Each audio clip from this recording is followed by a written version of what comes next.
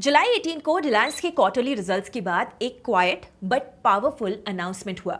Reliance consumer products, जो अब तक रिलायंस रिटेल के अंडर था, अब एक इंडिपेंडेंट वर्टिकल बनेगा directly under Reliance Industries. But by now, hi everyone, मैं हूं Gauri and this is the first of the 3 high impact stories we are decoding today. Story number 2, TRAI ये चाहता है कि आपके फोन का कंट्रोल वापस आपके हाथ में आ जाए। एक नया कंसेंट प्लेटफॉर्म लॉन्च हो रहा है जो बैंकिंग, टेलीकॉम और डिजिटल बिजनेसेस की स्ट्रैटेजीज को बदल सकता है।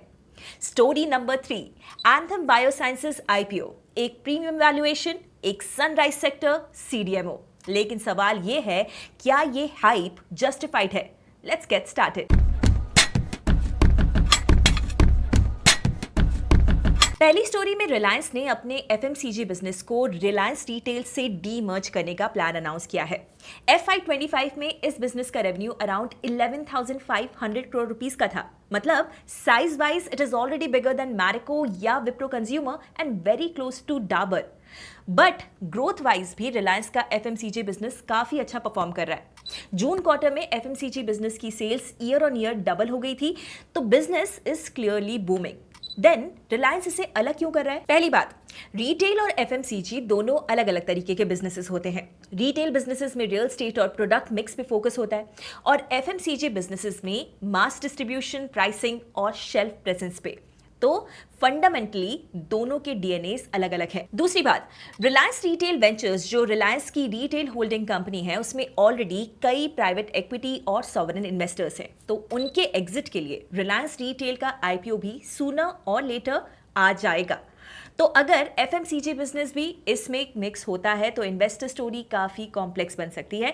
अलग करके क्लैरिटी मिलेगी और इन्वेस्टर्स को दोनों बिजनेसेस को अलग अलग समझने का मौका भी मिलेगा। और तीसरी बात, timing, and it is quite interesting. Right now FMCG sector पूरे इंडिया में एक क्राइसिस से गुजर रहा है।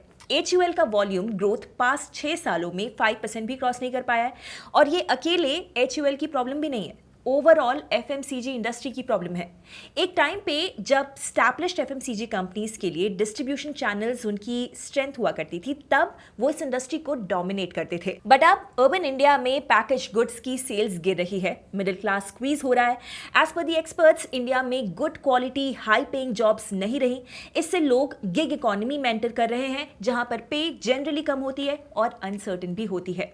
इससे स्पेंडिंग पे असर होता है और लार्ज एफएमसीजी कंपनीज की ग्रोथ कम हो जाती है।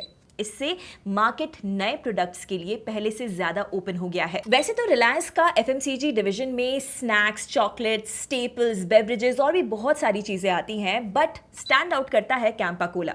कैंपा कोला जैसे ब्रांड्स के through Reliance aggressively FMCG market में एंट्री कर रहा है। Double digit market share, competitive pricing और रिटेलर्स को ज्यादा मार्जिन्स देकर Reliance is trying to make a space for itself. तो ये एक क्लियर सिग्नल है कि जब बाकी लार्ज एफएमसीजी प्लेयर्स स्ट्रगल कर रहे हैं, तब रिलायंस स्केल और स्पीड दोनों से मार्केट को कैप्चर करने आ रहा है। अब देखना यह है कि क्या लेगेसी एफएमसीजी प्लेयर्स अपना शेयर मेंटेन कर पाते हैं या रिलायंस इस स्पेस में भी सबको पीछे छोड़ देता है। Now second story is about a common pain point that you will relate with. कभी भी कहीं भी आ जाने वाले मार्केटिंग कॉल्स और spam SMS। But this might change now. इस वीक ट्राई ने एक बड़ा अनाउंसमेंट किया है। टेलीकॉम कंपनीज और बैंक्स के साथ मिलके ट्राई एक डिजिटल कंसेंट प्लेटफॉर्म बना रहा है। ये एक पायलट प्रोजेक्ट है जिसका की ऑब्जेक्टिव है कि आपके कंसेंट के बिना कोई भी आपको मार्केटिंग कॉल्स या टेक्स्ट ना कर पाए। बेसिकली इस प्लेटफॉर्म से आप कुछ क्लिक्स में अपना कंसेंट दे भी सकते हैं, देख भी सकते हैं और जब चाहे उसे रिवोक भी कर सकते हैं। अच्छी खबर है ना आपके लिए? But let's look at the bigger picture. ये स्पैम कंट्रोल इनिशिएटिव टेलीकॉम और बैंकिंग दोनों सेक्टर्स को इंपैक्ट करने वाला है। जियो, एयरटेल और वोडाफोन आइडिया जैसी कंपनीज को अब सिर्फ नेटवर्क ही प्रोवाइड नहीं करना होगा, उन्हें डिजिटल कंसेंट को भी मैनेज करना होगा। और अगर ये काम उन्होंने सही तरीके से किया तो ये कंपनीज कंज्यूमर ट्रस्ट अर्न कर सकती हैं। प्लस एंटरप्राइजेस को वेरीफाइड मैसेजिंग सर्विसेज भी एक नया रेवेन्यू स्ट्रीम दे सकता है टेलीकॉम कंपनीज के लिए। ऑफ कोर्स सिस्टम अपग्रेड और साइबर सिक्योरिटी के लिए उनको टेक इन्वेस्टमेंट करना पड़ेगा, तो शॉर्ट टर्म में थोड़ा कॉस्ट बर्डन आ सकता है कंपनीज पर, लेकिन इसके अच्छे एग्जीक्यूशन से लॉन्ग टर्म में स्ट्रॉन्ग ब्रांड वैल्यू बिल्ड हो सकती है। बैंकिंग और फाइनेंस इंडस्ट्री के लिए भी ये एक बहुत ही इंपॉर्टेंट इनिशिएटिव है। सबसे पहले तो बैंक्स सिर्फ उन्हीं लोगों को अब कॉल या एसएमएस करेंगे जिन्होंने ऑप्ट इन किया हो। इससे शॉर्ट टर्म में अग्रेसिव क्रेडिट कार्ड या लोन सेल्स करने वाले फिनटेक्स, एनबीएफसीज और डीएसए चैनल्स के सेल्स एफर्ट्स इंपैक्ट हो सकते हैं।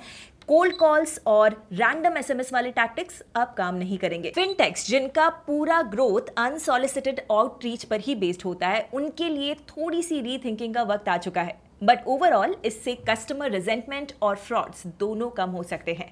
स्टॉक इंपैक्ट वाइज ये कोई ओवरनाइट ट्रिगर नहीं होने वाला है, but this shows clear intention कि रेगुलेटर्स स्ट्रिक्ट हो रहे हैं और टेलीकॉम और बैंकिंग इंडस्ट्री में डिजिटली रेडी प्लेयर्स को लॉन्ग टर्म में फायदा हो सकता है। हमारी थर्ड स्टोरी भी लॉन्ग टर्म फायदे से ही जुड़ी हुई है। एंथम बायोसाइंसेज ने स्टॉक मार्केट में बम्पर लिस्टिंग के साथ एंट्री की है। इसका शेयर अराउंड 70x के PE के प्राइस पर किया गया, which seems pretty high. But this might say more about their business model than the individual company. Anthem Biosciences CDMO यानी कि Contract Development and Manufacturing Organization है। बेसिकली CDMO फार्मा कंपनीज के लिए एक तरीके से रेंटेड फैक्ट्रीज हैं। Global companies अपने न्यू ड्रग्स बनवाने के लिए इन CDMOs को हायर करते हैं। ये खुद का प्रोडक्ट नहीं बनाते, बस क्लाइंट का आइडिया लेते हैं, उसका प्रोसेस फॉलो करके उसका ड्रग बना देते हैं।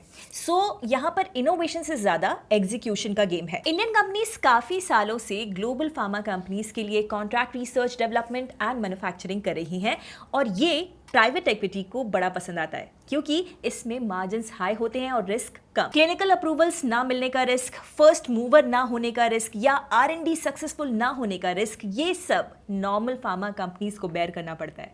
But CDMO is only concern with mass manufacturing for others and this is a sweet spot for private equity investors. इसकी वजह से इनके प्राइस टू अर्निंग्स रेशियो काफी ज्यादा ही होते हैं।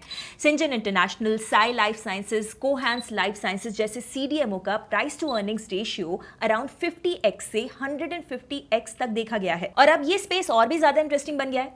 2024 का American biosecure act Chinese biotech company से कॉन्ट्रैक्टिंग करवाना प्रोहिबिट करता है। इससे ग्लोबल फार्मा कंपनीज अब इंडिया की तरफ देख रहे हैं।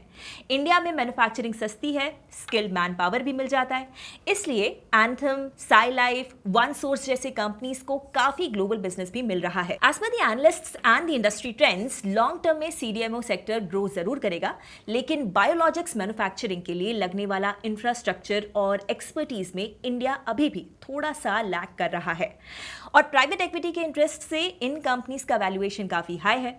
ऐसे प्राइस से मीनिंगफुल रिटर्न्स बनाना कुड बी डिफिकल्ट। तो as an investor it will be important to track how the sector grows and focus on fundamentals of the companies instead of just the hype.